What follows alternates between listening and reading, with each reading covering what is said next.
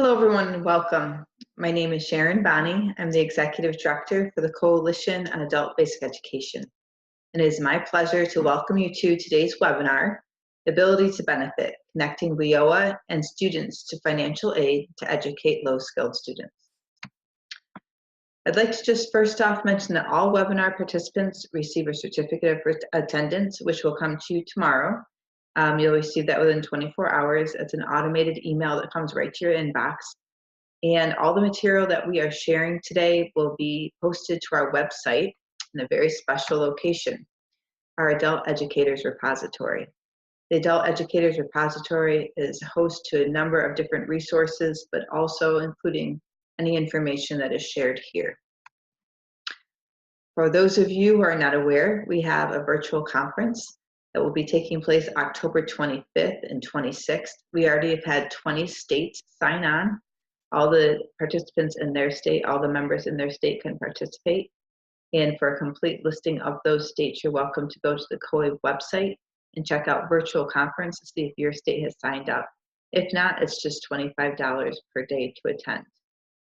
Additionally, we're really excited that our national conference will be taking place March 25th through the 28th in Phoenix, Arizona, and many grant opportunities to defray the cost of attendance will be posted very shortly. So anybody who's a member with current membership can apply for a mini grant to defray the cost of attending. We expect roughly 350 to 375 presentations, concurrent sessions that will run for 3 days. As well as some really excellent keynote speakers. Okay, I also would like to mention that we currently have a national public awareness campaign called Educate and Elevate Adult Education, an investment in America's future. This is super exciting because the last time we checked, which was just yesterday, we've had over 25,000 connections to legislators. 25,000 connections. So I'd like you all, just if you have a minute, to go check out educateandelevate.org.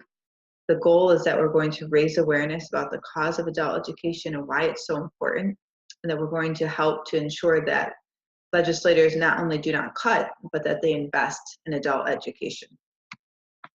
Next, I would just like to mention that we have a national journal. It's the COAB journal called the Journal of Research and Practice for Adult Literacy, Secondary, and Basic Education. In our summer issue in 2016, Deborah Bragg wrote an article, Is WIOA Good for Adult Learners? A response to Amy Pickard's forum essay. So what we do is we try to match, in our Research to Practice initiative, we try to match an article from our journal with a webinar, along with a resource from Adult Educators Repository. And we just wanted to note that this particular article in our journal is all about WIOA and whether or not it's good for adult learners. Okay, with that, I'd like to turn this over to our wonderful sponsor, Burlington English. Burlington English is the reason why we're able to have this webinar free of charge to our members. They've been a proud sponsor of COAB and of our initiatives now for about 4 years. So I'd like to now turn this over to Robert Breitbart of Burlington English. Robert? Well, hello there. Hello to Sharon and everyone out there, and to all our good friends, and especially those with electricity, and to all our great friends in Texas. Hope you're doing well. Louisiana, all throughout the South. I know I'm a Florida native, so hope to get electricity back in a couple of weeks. So this is exciting to be in a hotel and running water, and very appreciative. So an ability to benefit from Thomas Edison. Just real quickly, thank you again to everyone at COAB. Thank you so much for Sharon and the entire board for pulling this together. You know, what is Burlington, just very quickly, and I'll have some time at the end, but we're really an amazing multi-level online program that from the lowest foundations, basics level, which just came out, as you can see, in August, all the way to advanced. But really where we really shine is, you know, every one of the WIOA goals we just hit directly. It's a way that you can be sure that with everything that's kicking in right now, that your teachers are supported, they have everything that they need, and your students just love the program. When I talk about the teachers, the projectable lessons, right at Lessons on Demand right there that are incredibly engaging and will just make their lives so much easier. The worksheets that they have ready at their just a push of a button. Again, everything that our teachers, even with the smallest amount of prep time, can maximize. And of course, distance learning is a huge component. It's a true blend that Burlington allows you to do. And then of course, our mobile-friendly app that's just getting rave reviews. So I'll share a little bit more towards the end. But for anybody wanting some information, just make sure, please go to www.burlingtonenglish.com. So I'll turn it back over to our hosts and to Lauren. Take care. Thank you.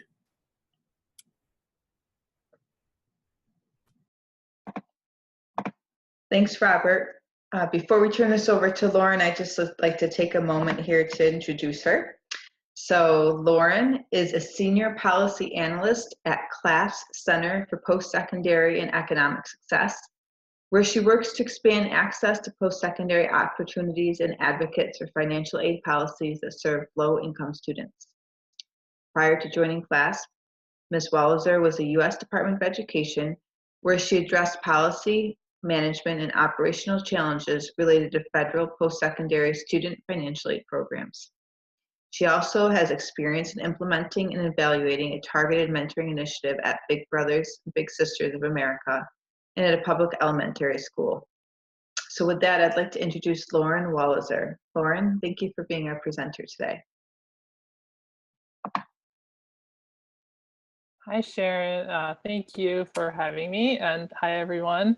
I'm going to set up my presentation. I hope everybody's having a good day so far today. It's beautiful weather where I am. So I'm here to talk to you all today about ability to benefit, as was mentioned several times. The focus here is about connecting WIOA and student financial aid in order to focus on this low-skilled student population. And by low-skilled, what I really mean is students who don't have a high school credential.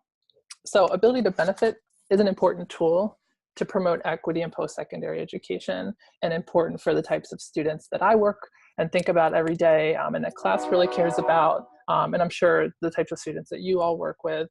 So hopefully this session will clarify what this provision is all about, how it can work in concert with the required activities you have to do under WIOA, and allow you to learn about opportunities to expand it in your local area if it's not already there.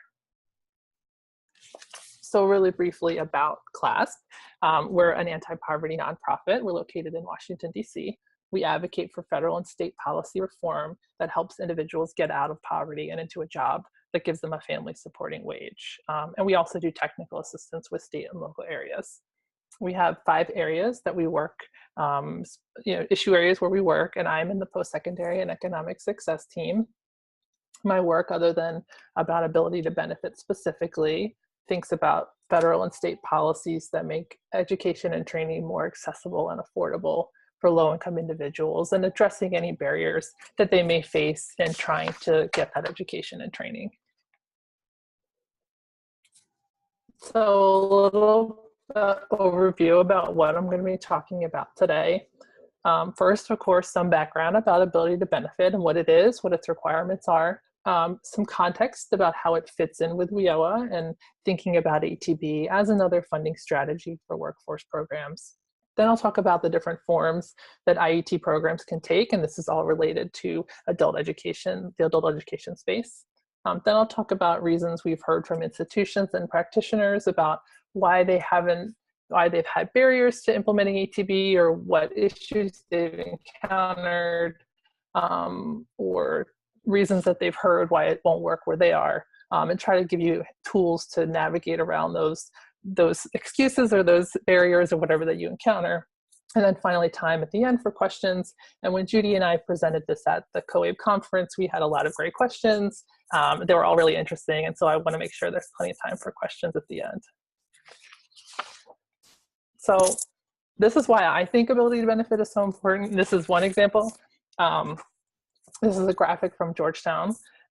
We all know that education is very important and it can be even life-changing, but this graphic quantifies how important it is as a path to job opportunity and the start conditions faced by those without education and training. So since the Great Recession, as it shows, of the 11.6 million jobs that have been created, 11.5 million of them went to workers with at least some college. So 99% of the jobs went to that population. Only 1% of the jobs, or 80,000 jobs, nationwide have gone to individuals with a high school diploma or less. And so it really shows in very stark condition the only opportunity that individuals might have to get a job or to advance in that job is to have some experience in post-secondary. And for those without a high school diploma or equivalency, ATB is the way for them to get that engagement with college and make it an affordable option for them.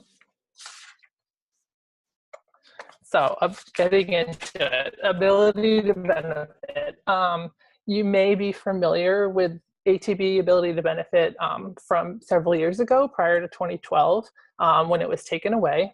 ATB now is similar, as it is conceived now, is similar to that program, but it's different in a very specific way, and I'm gonna address that in a second. So it's designed for individuals who don't have a high school diploma or equivalent. They must have passed an exam, and there's a list of approved exams that the Department of Education maintains that qualify. The student must have completed 6 credits or 225 credit hours toward a credential, and the toward a credential is a very important phrase. The coursework must be applicable to a credential. So for instance, it can't be remedial education or it can't be adult education. Or, and I haven't included on the slide, but the student also has the approved exam. And the reason it's not on the slide here is that no state has ever submitted for or had approved a state process. I said state exam, but it's really a process. It could be an exam, it could be some other portfolio, it could be however the state conceives it, but no state has this process yet, but it is an option for states to consider if you're in a position to influence your state to submit one. That's always an option for you as well. And the student also must be enrolled in an eligible career pathway. And that's really the most significant difference between ATB as it was in 2012 and earlier and ATB now, is that the student now has to be enrolled in an eligible career pathway. And that's something that I will get in much more depth in the coming slides. But just for now, know that it's defined in both WIOA and the Higher Education Act, and it's a 7-part definition that I'll go through. So students, as a result, are eligible to receive federal student aid. Most typically, this is Pell Grants, but it could also be student loans or work study or any type of federal aid to pay for their coursework. This aid enables them to afford post-secondary education and training, and to do so without first having to obtain their high school diploma or equivalency. And I want to note that my presentation only talks about federal aid and federal policies around this aid, but there are some state aid programs that allow students students who don't have a diploma or equivalency to have access. So I think Washington State might have a program like that. So your state, or if you're in Washington, your state does have a program that allows students to access aid without a high school diploma or equivalency. So eligible career pathway, as I mentioned on the previous slide, eligible career pathway has the same meaning in both WIOA and the Higher Education Act. This definition is what I mean when I say career pathway, and it's the definition that both educators and workforce development actors operate under. The definition codifies research-proven strategies to provide high-quality education that, and these are just the first 3 of the 7 elements, it's quite comprehensive. It first has to align with the needs of industries in the state or regional economy. So this is very different than it's a hot job. So if, for instance, if registered nurses are in need in your community and your target population is individuals with barriers to employment, your career pathway can't start at a registered nurse. It has to start at accessible entry credentials that those individuals with barriers can enroll in and can excel in, and then build up to that registered nurse position toward the end or at the end of the pathway. The second career pathway must prepare people for a full range of secondary and post-secondary options. And so secondary can mean a very wide range of things. It can mean secondary career and technical education. It can mean high school equivalency work. It can mean many other things in that space. And similarly, post-secondary can mean industry recognized credentials. It can mean apprenticeship, like it's mentioned here. It can mean, kind of, you think of like college, like higher education, can be that as well, or other things that fall under the post-secondary umbrella when you think of post-secondary education. And third, it must include individual, both education and career planning.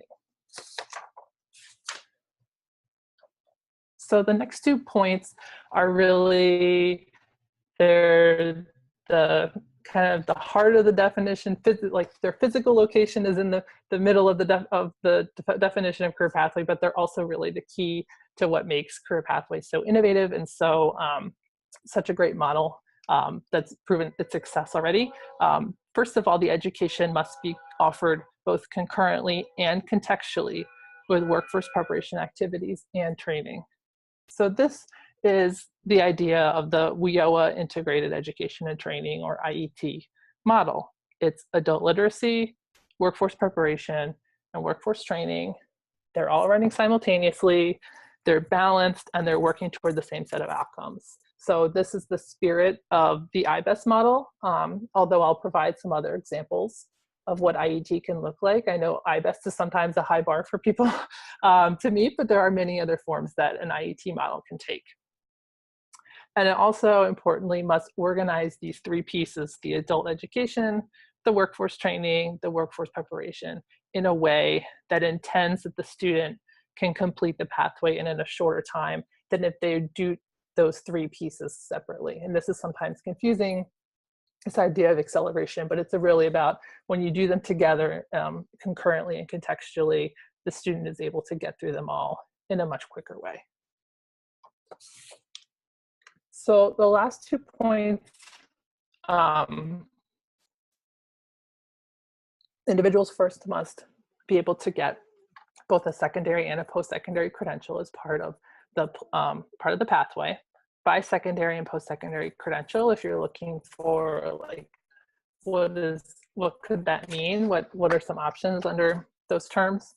You can refer to DOLT Goal 15-10, or there's also a description of it in the text of WIOA. They provide a range of post-secondary credentials, but it's not an exhaustive list. And finally, the individual, the focus here is about entering or advancing within a specific occupation.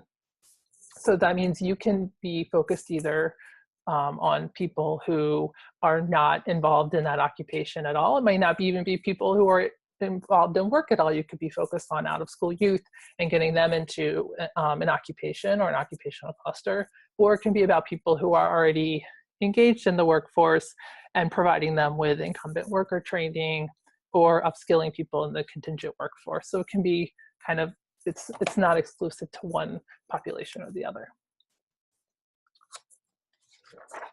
So I mentioned earlier when we talked about number 4 and number 5 in the definition, integrated education and training is very well aligned with that core part of the career pathway definition.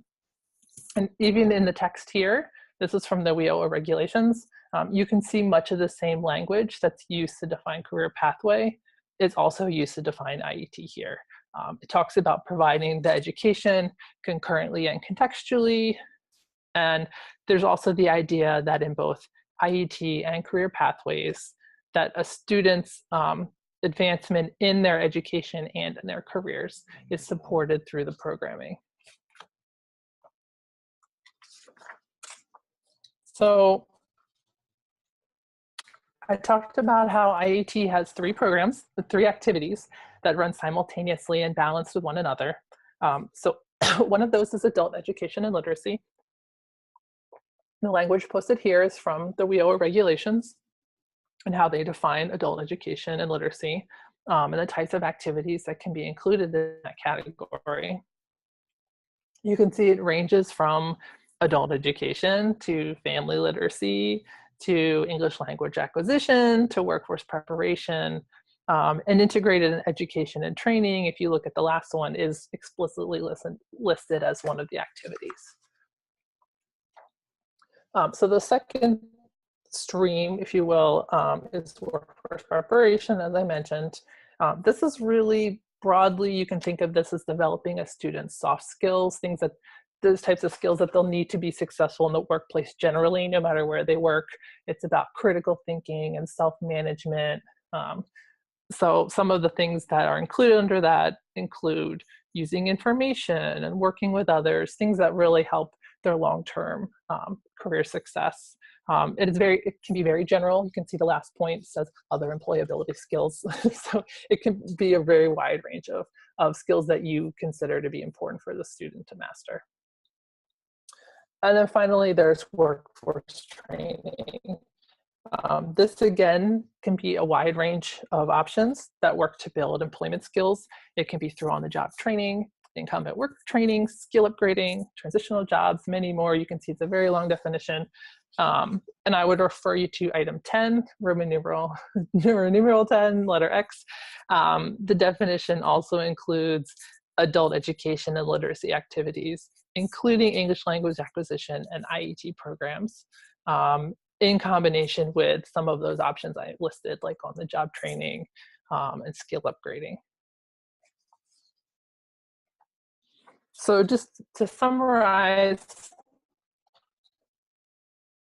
IET is a powerful evidence-based strategy.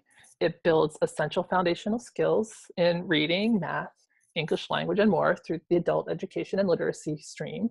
It provides soft skills like digital skills, self-management, teamwork through the workforce preparation. And then it delivers occupational training that has value in the labor market through workforce training. So in other words, this is what employers want when they want an employee ready to hire, ready to start working on day one. This provides them with all those foundational skills that they need. You can read more about a local IET program in COABE's Research to Practice journal, which Sharon mentioned earlier. The article of this, the one that I'm referring you to, is called Using Research to Design Integrated Education and Training Programs. And it details the why and the how of Northampton Community College. They started a variety of IET programs for their students. And these included a START hospitality program, a community health worker program, and a welding program. And all of these had an integrated foundational skill building included. So now I'm going to go through a few other examples of what you can think of what IET might look like. Maybe some of these are things that you didn't think could be considered IET. Hopefully some of them are surprising in a good way, but it could be, for instance, adult education bridge programs. For instance, the retail customer service certificate, it, gives students the technical skills they need to be in customer service, but also gives them the soft skills. Soft skills are very important in customer service. Learning how to work with someone and handle when there's a conflict are very important, but then also gives them adult education as well. It could be a workplace learning program.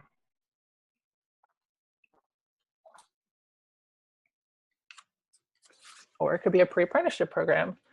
This one is from Minnesota, Merit Community Services. Or it could be an integrated EL Civics program. And this is an example of an integrated EL Civics program that could be considered IET. This is from the International Institute of Minnesota. Their career pathway was designed for immigrants with very limited English proficiency, as well as limited educational background. It was designed for Somali refugees specifically. It uses this IET model to help them get employment as housekeepers in local hotels. And so at the entry level, that farthest left bubble, purple bubble, if you will, students enroll in courses that are 6 weeks and 100 hours long. They're trained in customer service, industry-specific English, housekeeping skills, and soft skills. They also receive beginning ESL and workplace safety. At this point, students are also provided supportive services.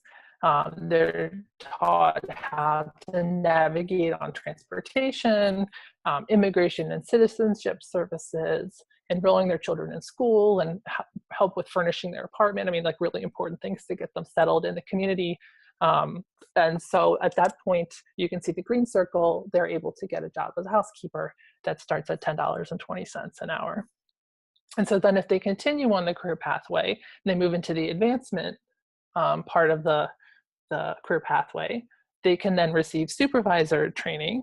Here they receive high beginner or low intermediate ESL. They also receive training on supervision and giving feedback, those really important skills as a good supervisor would have. This allows them to move from a job as a housekeeper in the first column to a job as a supervisor or inspector, and you can see the salary increases to up to $15 an hour, as high as $15 an hour for a supervisor. And then if they continue on the career pathway and go to the college space, they can enroll in a bridge program.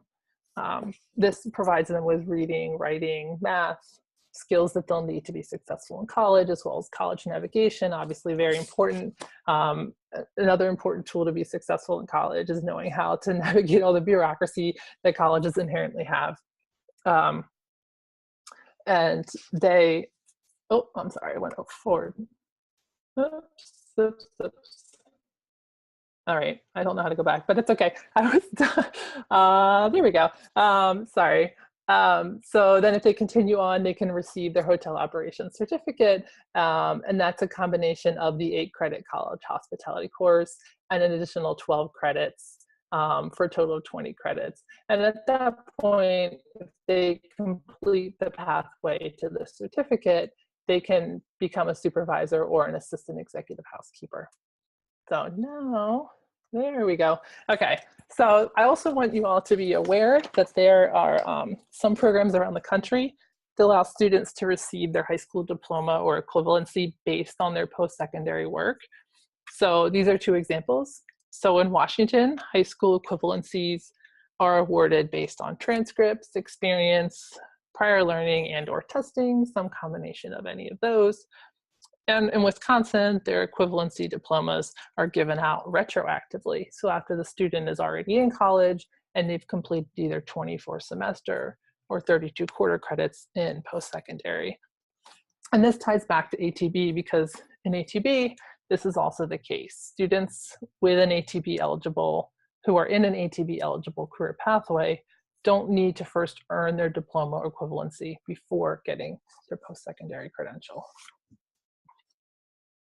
Okay, so this is really switching gears kind of to the next topic of we've heard a lot of problems that are raised and how do I get ATB started? I'm encountering this problem. I've heard this thing, is that true?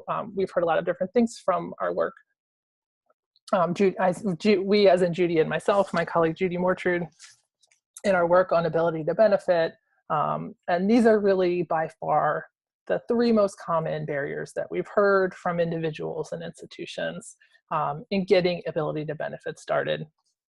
And so I thought it was important to talk about them specifically and arm you with information about them because that way you can go back to your institution or your leadership and say, here are some solutions to this problem that you've raised, or here are some ways we can navigate around these barriers that you say are there. So what we hear, in summary really, is either people have a career pathway program already or they want to create one, but they say, I don't know how to make it ATB eligible. What do I have to do to retrofit it for ATB or create a new one with ATB in mind? We also hear that people are told, we're told there is or expected there to be some sort of a oversight or approval process from the Department of Education. And then finally, we've heard many issues, frankly, where the financial aid office was the hang up. In fact, when we presented this at the COAB conference in April, that was very unanimously the concern that many people in the room had was the financial aid office as being the sticking point, and so we'll talk about that as well. So if you have a career pathway already, or you're looking to create a new one, this is the basics of what it must have in order to be eligible for ability to benefit. So first, basically, it has to have the 7 elements of the career pathway we discussed. A reminder that 2 of the 7 that we talked about focus specifically on adult education and post-secondary working together. And to remind you of those 2, one is that the pathway must offer both secondary and post-secondary credentials, and the other is that it must prepare an individual for success in both secondary and post-secondary. And note that by adult education, we mean the same way as it's defined in WIOA. And for post-secondary, again, the post-secondary component has to be otherwise eligible for federal student aid. So it can't be non-credit, it can't be developmental education, it has to be otherwise eligible for federal aid. So that's one half of the work that an institution has to do, is set up that pathway with those 7 elements in mind. And then the other half is that the institution has to document all of that. So it has to document how each of those 7 elements are found in their career pathway. It has to document how it's aligned with the local workforce. For instance, who did you talk to? What employers did you have contact with? Did you work with your local board? How did you work with your local board?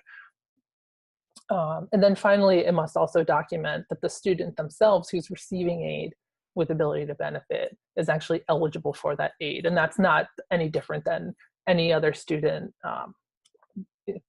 who receives aid, federal student aid. They all have to prove that they're eligible for that aid. And by ATB alternative on the slide here, it means that the student has to document that the student either completed the exam, the 6 credits or equivalent, or the state process that I described earlier. So this is all the program development, admin work that needs to be done up front in order to award aid through ATB. So if you had all of these things at this point, you could start awarding aid through ATB.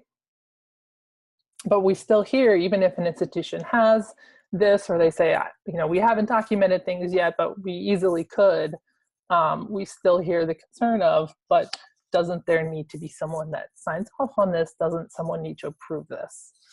Doesn't the Department of Education want to say? And really the answer is no, not really.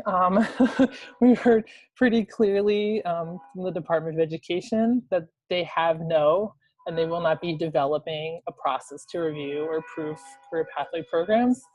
They don't consider that their role. They're going to oversee the administration of Pell and any other aid awarded through ability to benefit, the same way they do through regular program reviews and other mechanisms that they already use for all other student aid. They've also emphasized to us in personal conversations we've had with them about the importance of institutions relying on that documentation and really making sure their documentation backs up backs up the fact that their career pathway is eligible. So really setting up, documenting, and approving career pathways are very institution-driven activities and decisions. And institutions are able to determine whether their pathways are eligible and document the basis for that decision. Institutions also have control over the formality or informality of their approval process. And so I do want to note here that there may be, of course, institutions are not actors in isolation. There may be a creditor or state considerations to be made if your state has set up a process for ability to benefit, for instance, or if your accreditor has some standard. You should always refer and make sure that you're compliant with them as well. But from the federal perspective, there is the federal Department of Education has said they don't have a role in approving the career pathway program for ability to benefit purposes. We have heard from some state systems that have created their own approval process, and I'll show you kind of a document that they've used to document that process in a minute. So as I mentioned, hang-ups with the financial aid office are a very prevalent concern. The financial aid office might be the most significant office at the college for you to be connected and work closely with as adult educators. They're the reason ATB will or will not get implemented at the college, honestly, and its likelihood of success is increased if you have a good relationship with them. So my suspicion, based on my professional experience and conversations that I've had on this issue, is that in some cases, their concerns come from this place. They process a large amount of federal grant and loan aid, and that all that money comes with a lot of strings and a lot of rules. And then there are federal administrators that oversee how this aid is distributed, who are at the Department of Education, and they do routine program reviews and audits of institutions' financial aid processes. And these are difficult and they're very time-consuming events, and institutions might be hesitant to do something like ability to benefit that's new and has a lot of flexibility that they think might raise their profile and make them more susceptible to an audit. And so that might be one issue that's going on. In other cases, we've heard that obviously career pathways involve the connection of workforce development with post-secondary and with adult education. And since a number of workforce development programs don't receive financial aid, it might be the case where the financial aid office and the workforce development office and the college haven't worked closely together or at all, and they don't know each other. And so when workforce development or adult ed comes and says this program is a career pathway, we know it meets a definition, the financial aid office might not even know what you're talking about. And so we've heard, in one case we heard career pathway programs generally described as niche by financial aid administrators. And so I think this unfamiliarity highlights the importance of collaborating across the institution or college, collaboration with adult education and workforce and human services. Altogether, the Department of Education strongly recommends career pathways be developed with this close coordination between adult education providers and financial aid administrators. And I think if there's hesitance, one option might be to find a leader champion at the institution to push it through. This is a strategy we've heard some institutions considering. It could give the idea more influence because someone higher up is behind it, and perhaps it gives you a better perspective on how it can happen. And I want to say similarly for those institutions who might consider career pathways as niche, or like it's not quite clear to them who the population is that would be benefited, they might not know that there are some students out there that could be, that have this need that could be fulfilled through career pathways. And so this is an important place where you can share the impact it could have on your students. And it may be an opportunity to share specific student stories and about how your students have a need, and this could be a way to fill that need. So to help you demonstrate the success that students can have in these programs, I included these charts from the Mississippi Best, the My Best program in Mississippi. They've implemented ATB statewide with the assistance of foundation funding. Their initiative started in September 2015, and they started enrolling students in spring 2016. Students are enrolled in both high school equivalency preparation and either career and technical education or workforce classes at the same time. They're taught in an integrated, contextualized, team-taught model. It's just like iBest in Washington State. You could probably guess that by the name.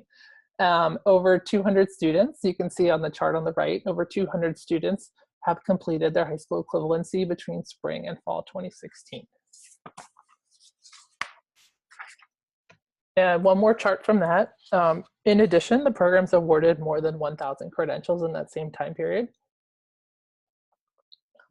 Examples of some of the industry-based certifications they've awarded include American Welding Society certification, Automotive Service Excellence certification, a CNA certification, National Center for Construction Education and Research certification.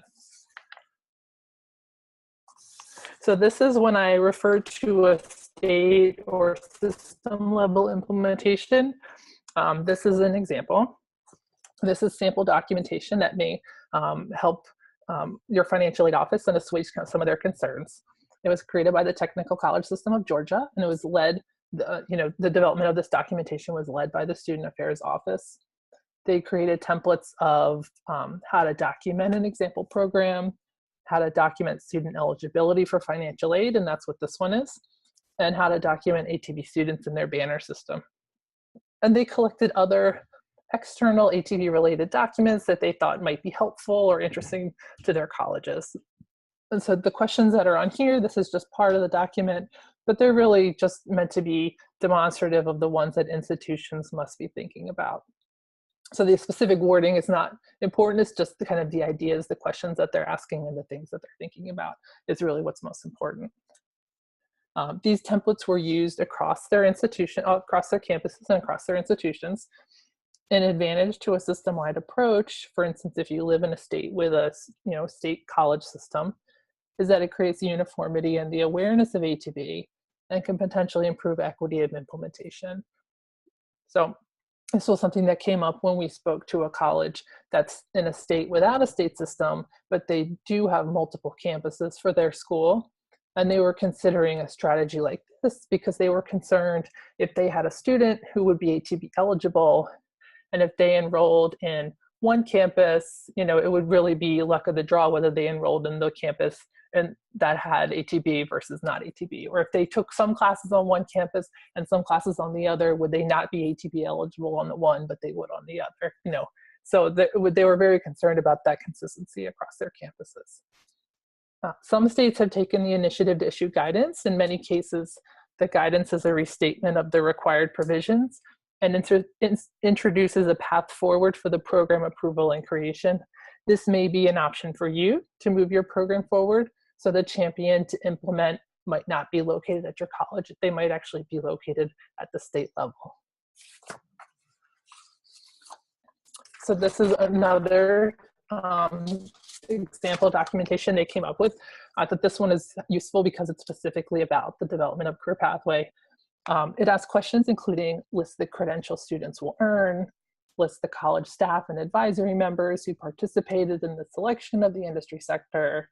They ask what process did they use to select that industry sector. As I mentioned earlier, thinking about connecting with your local workforce development board and what connections did you make and who do you speak to? What data did you look at to determine what careers are in demand in your area?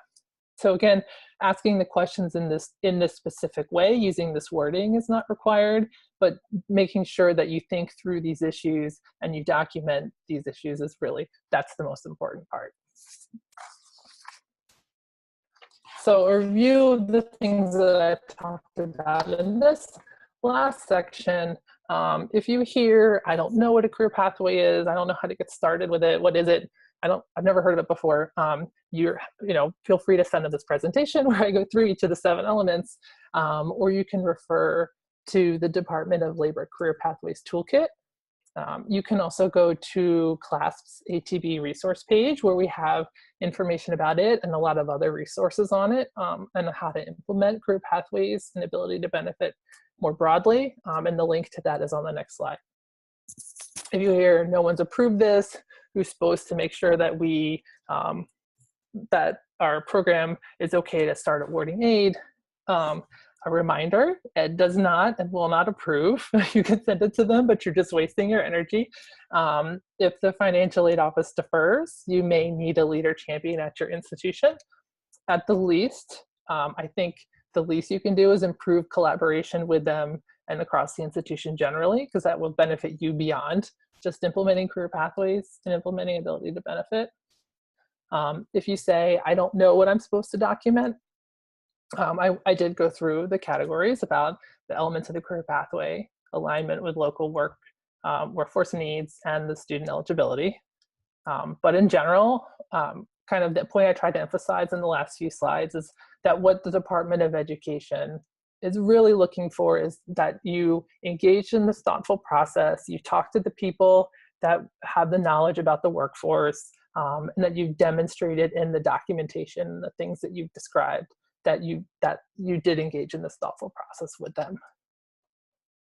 There may be documents that you all think that are important to, or things that you think are important to include in the documentation, that as adult educators you have unique knowledge or unique perspective that you're better equipped to complete. And I think if you really take the lead and tell the financial aid office that you do know how to do that, they would really appreciate that. I think that would also engender a lot more willingness to go along with the idea of career pathways, that they know it's not, you've just given them something new to do in their job, but if you want to be a partner with them.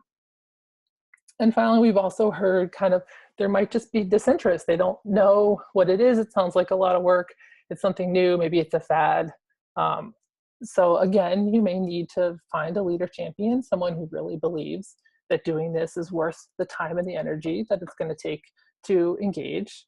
It might help to refer to success stories like My Best, like I provided earlier, or stories of your own students that you think would be benefited.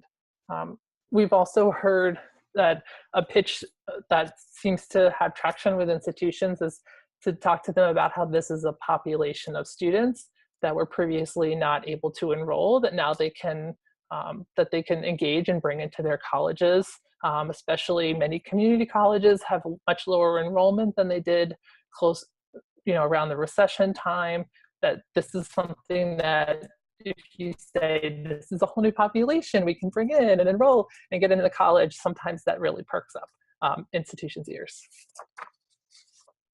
So I mentioned our ATB page. That's the first resource here. These are some other things I thought you might find helpful in both developing career pathways and in working to accept ability to benefit. For instance, the Career Pathways Toolkit from the Department of Labor has some really interesting chapters I think might be helpful, especially if you're thinking about developing career pathways, you don't have one now and you think you want to create one.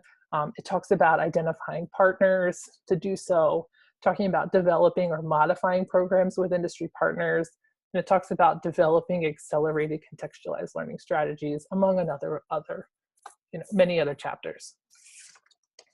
And I'll also mention the IET paper written by my colleague Judy Mortrude that talks about the many different ways that IET can be created and the many different flavors that it can take on, other than IBES, other than EL Civics that I talked about and pre-apprenticeship. There's probably a half dozen or a dozen other formats that are described in that paper. And this is my contact information as well as Judy's. We gave a presentation just like this at the conference, as well as a number of other presentations at the conference, and they're all available at that website. And I'm going to check the comments, and then we all can come back and I'll answer any questions that I see. Hey, Lauren, thank you so much for that presentation. While you're checking the comments, I just wanted to see if Robert Breitbard, our sponsor of the day, had any further items he wanted to touch base on. Robert, are you there?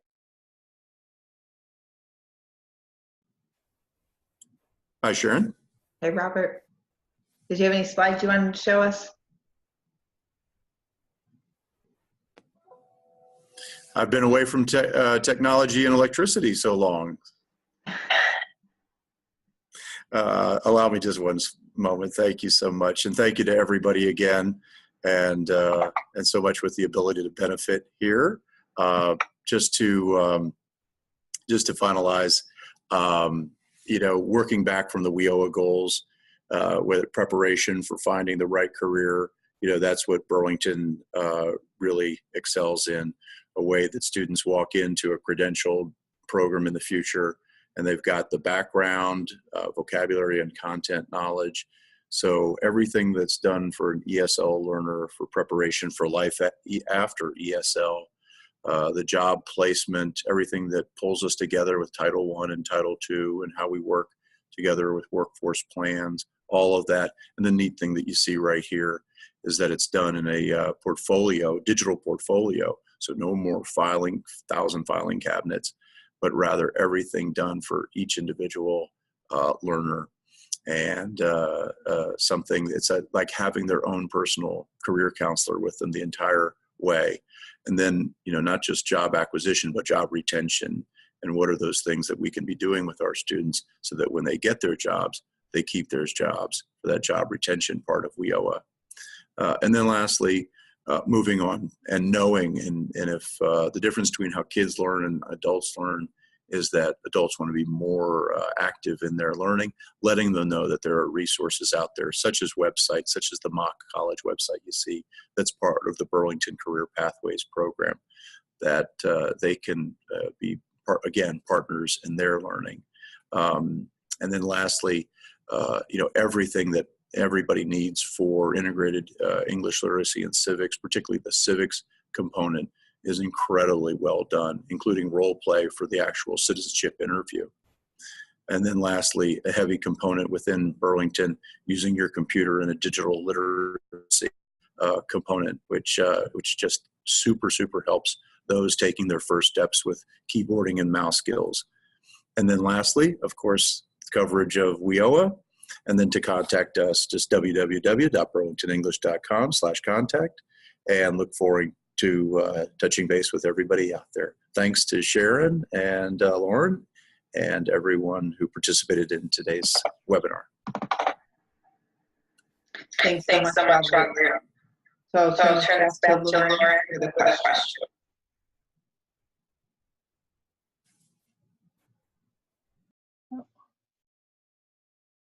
Sharon, can you hear me? I can now, yes. Oh, okay. It says I can't start video, so I'll just talk and people can't see me. So I have a question here about, oh, all right. I have a question here asking for, hi everyone. The name of the article again from the COABE Research to Practice Journal, so I can read it here. It's about a local IET program. It's called Using Research to Design Integrated Education and Training Programs, and it's about Northampton Community College. So that's in one of the recent research to practice, and you're welcome to read more than just that article. I'm sure Sharon would appreciate it. I was also asked about college refers to all post-secondary. Yes. When I say college, that's a very kind of crude shorthand to say any type of post-secondary education and training that a student could participate in. Yes. I was also asked about what a workforce training program is, and I would encourage you to, maybe I can share my screen again. There it is. Hopefully you can see this. Maybe. To email my colleague Judy Mortrude. I'll put her contact information up again because she's really the expert on that. And she would be able to give you any example of workforce training programs that she knows exist, or if there's a really good document that summarizes them, she would be really helpful for that. And I was also asked about the part about remedial and adult education, and what the rules around financial aid. And so I'm going to go back to that slide. I'm not sure. There's 2 points where the person might be asking about both. If for a student to be eligible for ability to benefit, they must have completed 6 credits toward a credential. And so that toward a credential can't be remedial education or adult education. It does have to be a credit-bearing post-secondary course. So in order to just initially be eligible for ability to benefit, they have to complete 6 credits, or they have to pass an exam like AccuPlacer.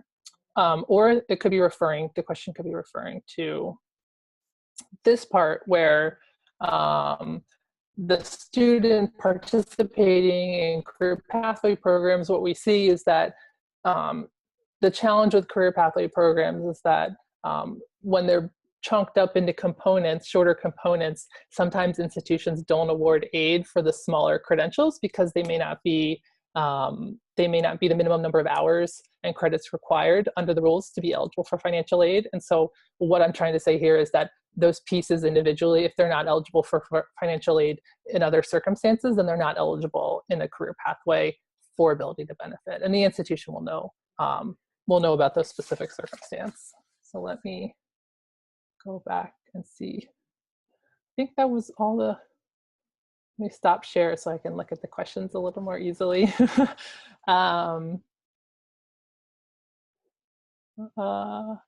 I got a question here. Most recently, any specific form of AccuPlacer? That I don't know. You can go to the Department of Education and they maintain a list. AccuPlacer is not the only exam that students can complete to be eligible for ability to benefit. There are many other tests that they can pass, and the department maintains a list and they send it out as a Dear Colleague letter, I think, or every year or every other year or so to update institutions about what tests are on that list.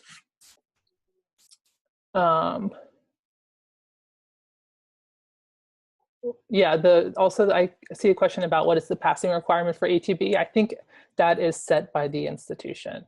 I don't think that's determined by the Department of Education. I think I've hit most of the questions. You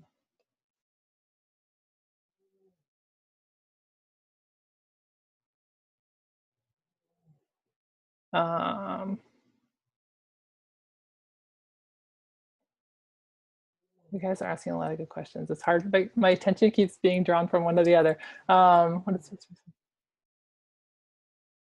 I would say someone asked about what is the best resource for doing a state process. I would probably say email me because it's been, no state has ever submitted one, so we don't have a model to look at and say, well, you know, Pennsylvania, where I'm talking to you from, Pennsylvania did X. And so, you know, here's a model that we can build off of. And so really, I think it would be a matter of meeting with the Department of Education and maybe talking to people there and saying, what do you think this state approved process would look like? What types of things do you want to see? And needing to interface with those people first. And so I would probably say email me because I know people there. I used to work at the Department of Education and could probably find the right people to talk to. Someone asked, are Title IV funds applicable to part-time programs? I think what you're asking is if a student is attending part-time, can they receive Title IV? The answer is yes. So I think that's the answer to that. Someone else asked, is the College and Career Readiness Certificate acceptable? I'm not that familiar with that certificate. My colleague Judy might be more familiar with it, so I don't know if I have an answer for that, but if you want to send it to me again in an email afterward, I'm happy to follow up.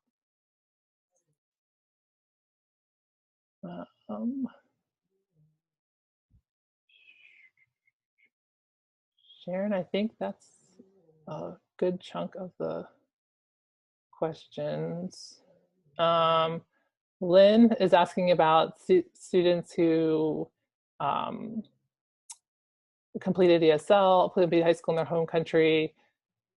I don't know the answer to that one now. I would encourage you to email myself or my colleague Judy, because I know there's an answer to that question and I don't know it right now. So I would encourage you to email me and I will get back to you. If I don't know the answer and Judy knows the answer, I know someone else who we can send you to who will know the answer.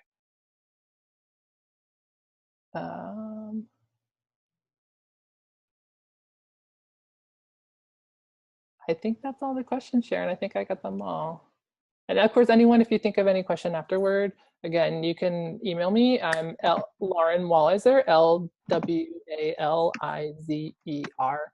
@clasp.org.